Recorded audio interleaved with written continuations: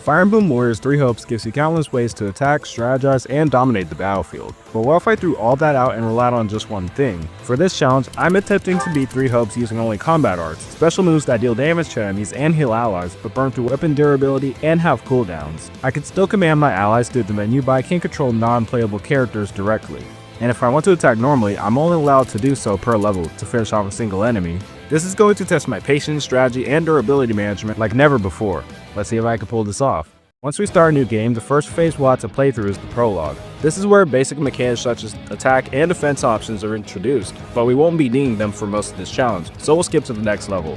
This starts us off at level 2, where we are introduced to the 3 house leaders, Edelgard, Dimitri, and Claude.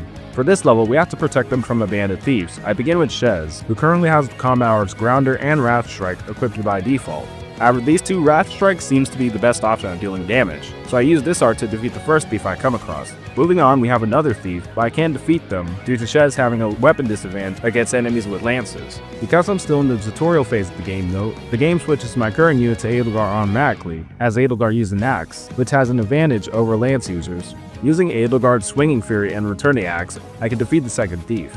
With this, I'm able to defeat the rest of the thieves using a similar strategy with Dimitri. Unfortunately, the same can't be said for Claude. Despite the extra advantage, this last wire wire just wouldn't go down. I wasn't familiar with Claude's combat arts, so I was just pressing whatever I thought would work. Eventually I ran out of durability. I switched to Shez because Grounder was extremely effective against flying classes, but apparently I also used up all her combat arts. I'm able to defeat the last enemy using Edelgard and Dimitri, but now I don't have any combat arts left for the level.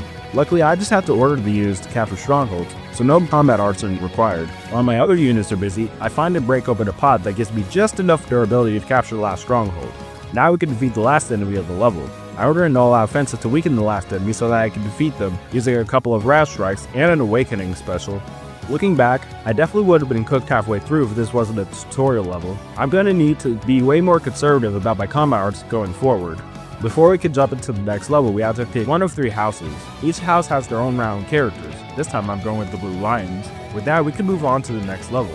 The main objective is to raid the thieves' base and get to the prisoner trapped inside. To conserve combat arts, I switch to Ash and have Shez capture the fortress main gates. Once Shez takes the stronghold, I switch back to them and defeat the gatekeeper guarding the fortress using Wrath Strike. With the rest of the fortress unlocked, I switch to Dudu and take the chapel and order Dimitri to secure the plaza and the command post. When I arrive at the plaza, I stumble upon a treasure chest. Normally I'd have to defeat the thief to get the key, but because I have Ash, I can command him to open the chest without one. Anyway, after I take the chapel as Dudu and Dimitri captures the plaza, I switch to Dimitri and use his combat arts to deal solid damage to the stronghold captain. I switch to Dudu and finish off the stronghold captain with the smash combat art. Now we can progress and take the dungeon to free the prisoner. While that's happening, I send Dimitri to break open the pot to restore his weapon durability. After freeing the prisoner, mysterious soldiers appear to capture them. So as Dudu, I defeat one of the soldiers and take back the plaza so that the prisoner can make it out of the fortress. However, Krania appears, so I switch to Ash and order an all-out offensive. After Krania is beaten, we have to defeat a demonic beast to end the level. Unlike regular enemies, monsters like demonic beasts have to be beaten by destroying each of the barriers that correspond to the monster's weakness. For example, if I want to destroy a lance barrier, I'd have to use a lance unit. In this case, I probably don't have enough combat arts for each barrier. However, if an NPC with a weapon advantage attacks, the barrier of the corresponding weapon will be drained. So with this in mind, I order another all-out offensive. I defeat the demonic beast with a couple of uses of Dimitri's Night Dealer combat art, ending the level. So far this challenge isn't as impossible as I thought it would be, but it's definitely going to get a lot more attention in later levels. If you think this is doable, be sure to subscribe. Moving on to the next mission, we've unlocked unit positioning as well as the convoy menu. The convoy menu is where we could equip things like weapons, combat arts, and abilities for each character. For Shez, we don't have any combat arts besides the default options, so I leave those as they are and equip a higher level weapon instead. The same applies for my other units. Heading into battle, the overall objective is to defeat Dimitri's uncle. First, I have to seize the strongholds on the outskirts of Erdiad, so I switch to Ash and order Dimitri to take the first outer stronghold while Shez and Felix capture the second one. Once the perimeter is secure, the rampart doors are open so we can seize the town. To do this, the Grand Army has to be defeated, so I spread out my units to pick off the enemy one by one. This can take a while, so I switch to Shez and attack the main gate plaza to clear a path for reinforcements. Even after that though, Felix hasn't even brought his target down to half health, so I decided to just attack each target with all my units by ordering all-out offensives. After defeating the soldiers, Viscount Kleiman and their allies appear, and the Grand Army deploys reinforcements, so I switch to Dudu and order all-out offensives while I take on Viscount Kleiman. I managed to get some decent damage in with Dedue, but I eventually run out of durability, so I switched to Ash. Once I get the Viscount to half health, I switch back to Dedue to restore his weapon durability. As I'm doing this, my units managed to defeat Viscount Kleiman. With the town save, we can press on to the castle. However, the drawbridges leading up to the throne room are up, and enemy units are being deployed as this is happening. So we have to use the controls to lower the drawbridges. The path to the controls is currently blocked off, so we seize the Grand Plaza to open the gate. After that, I order Ingrid and Sylvain to take the treasure vault while I capture the arsenal of Dimitri. Once the strongholds are taken, the controls are used to lower the drawbridges. With that, we can attack the remaining enemies. I order Nola offensive on Cornelia and switch to Dedue to attack Dimitri's uncle alongside Ash. Ash is out of fields and is nearly routed as I defeat Cornelia, but I managed to assign him as Dedue's adjutant just in time. I used the partnered warrior special to defeat Dimitri's uncle and end the level.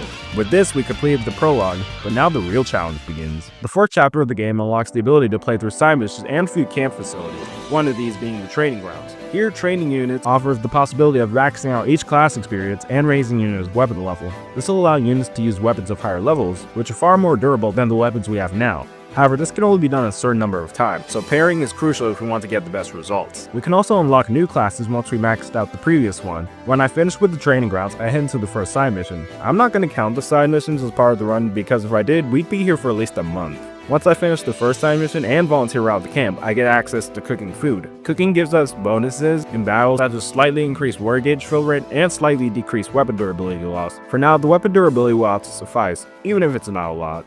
With that, we skip to the main mission of Chapter 4. For this one, we have to escort the Archbishop Rhea to the evacuation point. With the help of Felix, we managed to defeat the first fire in our right and capture the Searing Bedrock. While that's happening, I send my units to capture more territory for our forces. On the path to the evacuation point, we're faced against Happy, so I send Dimitri to join Shez in fighting and defeating her. With that, we're about to reach the next stronghold, but Imperial mages appear to blockade it. This gives me 2 minutes to defeat them, otherwise the path will get more dangerous. So I have my units take on 2 of the mages while I tackle the third as Dimitri. I managed to defeat the mage, but I lost a lot of health in the process. To conserve heals, I searched the battlefield for pots of health. However, most of my units are also losing health fighting the mages, so I need to look for more durability pots for my playable characters if I want to dish out decent damage. After beating the mages and reaching a checkpoint, Seth and Catherine are spotted being attacked by the Imperial army. Even for me, this is a bit much to tackle all at once. Regardless, I send half my units to assist the 2. Immediately after that, Cyril shows up and is being attacked by fighters, so I send units helping Seta to defend Cyril. One of these units being Shez, who's out of durability, so I switch to Shez and break open another pot, which only gives me half of what I need. Luckily, I only need at least 3 uses of Wrath Strike and assistance from Felix to defeat both fighters. With that out of her way, Rhea is nearing the evacuation point, but Petra stands in her way, so I defeat her with the other half of my units. Now Rhea and her allies can finally reach their destination. All that's left to do is take down the last obstacle, being Hubert. I order an all offensive and defeat Hubert to end the level. This took a lot out of me, and I took a break for a while before coming back. In the next chapter, more facilities are unlocked. One of these may be exactly what I need to keep this challenge alive. This would be the blacksmith. Here we can spend gold to forge weapons, increase might, being attack power, and durability. It seems fairly straightforward. Just spend gold on the best weapons and max out durability. But it's not as simple as it sounds. Not only does the amount of gold spent depend on the weapon, but we'll also need certain resources which are also weapon dependent. Granted, materials can be bought from the supply master, but smithing stones will be needed in place of gold. So I'm just gonna have to grind through as many quests as possible to get enough gold and materials. Not exactly time efficient, but will probably save us a lot of trouble down the road. With that, I spend the next hour going through every side mission. Eventually I make it to the main quest of the 5th chapter. For this level, the classes of some units have been changed so the options are more diverse. Going in, the first thing to take note is that the stage is covered in fog, which hides the positions of everything. Things like assigning ores can still be done, but it'll be basically like selecting an empty square on the map. Luckily, I picked up the torch strategy in one of the side missions, which gives us a decent perimeter view of the map. Now we can get into the actual battle. While my other units are attacking nearby strongholds to stop the vanguard, I captured the roadside rest stop with Shez. With the vanguard driven back, Byleth appears as a reinforcement. Beating Byleth with nothing but combat hours is pretty much impossible. Even if I were to sign no offensive, Byleth has too much defense and does insane amounts of damage to NPC units. Honestly, this is probably where the challenge would end. Fortunately though, Miklan shows up to fight against Byleth. This gives us an opportunity to find a way to defeat Gerald and force Byleth to retreat. as Violet is with Gerald's mercenaries. With this, units are spread out across the map to search for Gerald. While looking for Gerald, one of the units finds Aloise near the Forest Lake path, so I send Shez and Felix to defeat him. Eventually, Dedue finds Gerald at the wooded plateau, so I switch to Annette to deal with him. While fighting Gerald, I ran out of durability. Luckily, most of my units defeated Aloise that could be directed to fight Gerald. I switched to Dedue and defeat Gerald for him and his mercenaries to retreat. Now we have to do something about the fog. It's here that enemy reinforcements appear. Among them is the Gaspar general who's controlling the fog.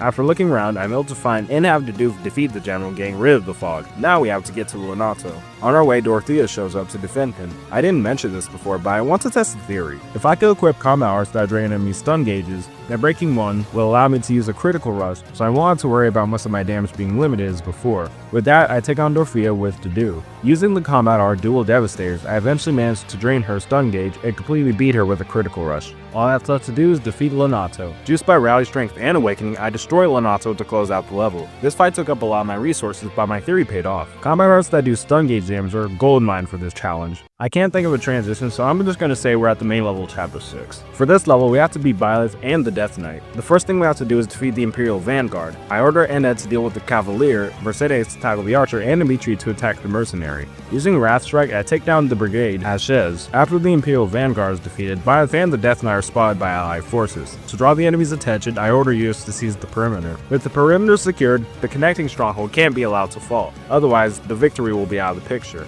So units are sent out to take all the central strongholds before this happens. Once most of the strongholds are taken, the gates to the last stronghold are open. Alongside Dorothea, I take on Bernadetta as Mercedes. While this fight did take up more than half my combat arts, it turns out Nosferatu actually does pretty decent damage. I defeat Bernadette and get all my durability back. With this, we've taken all the central strongholds. Now we have to deal with Byleth and the Death Knight. I order my units to clear out the Windmill Village ruins so that the Death Knight gets trapped and weakened once they reach the stronghold. After this, Gerald's mercenaries show up to take back the stronghold. While this is going on, Byleth also has captured strongholds around the perimeter and is currently attacking the connecting stronghold. I have to find a way to deal with Byleth and Gerald's mercenaries at the same time, so I send half my units to take back strongholds around the perimeter while I defeat Gerald's mercenaries alongside Felix. With Shez and Mercedes, I managed to drive back Gerald and his mercenaries. Now I can defeat the Death Knight. I switch to Annette in order an all-out offensive. It's a tough fight, but I eventually beat the Death Knight. The last major target is Byleth. I send my units to hold off reinforcements while Dimitri attacks and defeats the Ashen Demon to end the level. After this level, we lose Dimitri and Dedue, so we have to get them back in the main level of chapter 7. First, we have to carve a path to the castle by defeating armored knights. Once we break through the front lines, the rebel army opens the gates for a counterattack. I send Shez and Dorothea to tackle one side of the castle while I handle the other as Mercedes. I capture the back alley to secure Rodrigue, and Shez takes the alleyway to help Dedue. Now that the castle is secure, we can progress deeper into the castle to rescue Dimitri and citizens in the castle town from the mysterious soldiers. With everyone safe, Cornelia appears as the final enemy of the level. Alongside Dimitri and the others, I managed to defeat Cornelia. This brings us to chapter 8. For the main level, we have to defeat Cornelia once more. First, we have to escort Gustav to Baron Dominic. I order Shez and Felix to take on armor knights in the way while I seize the garrison at the material repository. Once both strongholds are captured, I take the tower plaza with Dedue. Enemies show up to attack Gustav, so I switch to Annette while Dedue attacks the gatekeeper. With the enemies cleared out, Gustav eventually arrives at his destination. Shortly after, a Titanus and multiple enemies appear, so I attack the Titanus alongside Mercedes and Sedith, while Annette and the rest of the units fend off the other enemies. After the reinforcements are taken down, we have to help Baron Dominic get to the drawbridge. The Baron lowers the drawbridge and we get access to the canal side houses. This will allow us to disable Viscum devices and eventually open the Grand Plaza, where we can defeat Cornelia for good. Going forward eventually brings us to chapter 10. This chapter unlocks master abilities in the camp, the most notable being the blacksmith. With unleash effects, we can greatly increase both the might and durability of relic weapons. Seeing as how Dimitri and Annette have been some of the most played characters, I can upgrade both Airbar and Crusher. After upgrading some of the weapons, I jump into the main level of the next chapter. First, we have to secure evacuation points for citizens. To do this, I send Bernadetta and Ash to tag team 2 assassins. With an upgraded airbot, I absolutely eviscerate 2 assassins. With the assassins gone, we can take the kitchen and the guardhouse. For now, we have to keep the citizens safe while they go for the evacuation points. Eventually, the citizens are able to escape.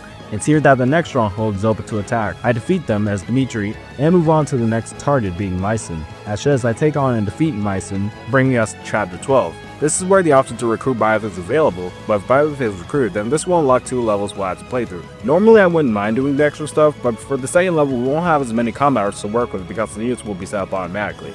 With this, we'll just skip to the next level. This time we have to fight the Imperial Army. For starters, I send Dedu to capture the Barren Rockscape, and Shez to handle the crater. While this happens, I switch to Annette to fight the Viscount. After this, I switch to Dedu and beat the other Viscount. Once the nearby strongholds are taken, Ladislava appears, so I, alongside Bernadette and Ash, defeat her with Shez. Next up is the Death Knight. With Annette, I lured the Death Knight to the center of the battlefield to weaken him with magic. With the enemy weakened, I could defeat and recruit the Death Knight. Moving on, I take down Dark Mages across the battlefield and eventually reach the enemy base. Here the remaining enemies are Casper and Count Berkeley's. I do struggle a bit, but I managed to defeat them both. With this, we're nearing the endgame. Congrats if you made it this far. Anyways, it's time to put what we've learned to the ultimate test. Jumping into the main level of Chapter 14, we have to catch Duke Ire before he reaches the mountain trailhead. However, the path to get to him is blocked off by gatekeepers. So I ordered Dedu, Dimitri, and Bernadette to clear out 3 of the gatekeepers while I handled the last one. After I defeat the gatekeeper, I captured the mountain road, clearing a path to Duke Ire. I send Shez over to slow him down. As this happens, I'm going to try and cut off his escape route. I clear a few strongholds along the way and I eventually reach the mountain trailhead, which I capture with Dimitri. Now we can defeat Duke Ire with Shez. Before we can end the level though, we have to face off against one last enemy, being the Ashen Demon. I order a null offensive and attack alongside my units. This fight was actually a lot harder than I thought it'd be, but eventually I was able to defeat the Ashen Demon once for all, ending Chapter 14. After all of that, we reached the final level of the game. For this last level, we start by taking strongholds to secure a rendezvous point. I said Shez and Dimitri to take both rendezvous points. Once both points are taken, enemy soldiers appear to take them back, so Shez and Dimitri are ordered to defend each point while I take on each enemy soldier. Eventually we make it to the front of the monastery, however Titanus is in the way, so slowly but surely I manage to defeat the Titanus to move forward. After a few brief fights, I reach Edelgard and Talus. Edelgard constantly reviving was kind of annoying, but I was eventually able to defeat her, as well as Talus to finally end the game. With that, our playthrough of 3 Hopes comes to an end. But while this one was all about strategy and combat, Wi-Fi took a completely different approach. It's possible to beat this game without fighting at all. In this video, I'll be trying to do just that. Anyway, if you enjoyed, feel free to like and subscribe for more 3 Hopes content if you're interested.